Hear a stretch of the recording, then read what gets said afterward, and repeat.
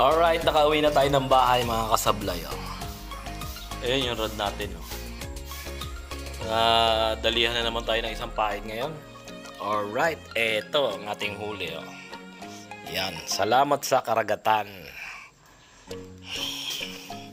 Alright, at ilalagay muna natin ito sa freezer.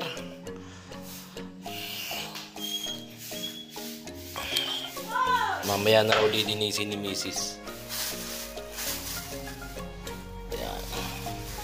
Lagay muna natin sa freezer. At mamaya na uli linisin. Yan, salamat pa rin sa karagatan.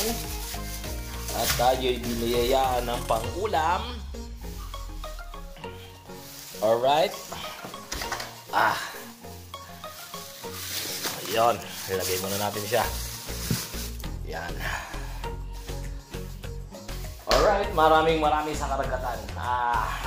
Maraming salamat sa karagatan. At nabigyan na naman tayo ng pang-ulam. Yan. Ngayon lang ulit tayo nakapag-jigging mga kasablay. Alright. At papahinga muna tayo. Watching TV muna tayo. Watching TV.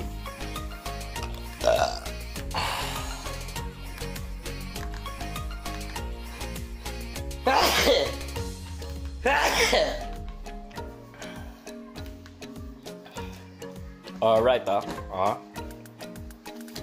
lumalaki na naman ang tiyan natin,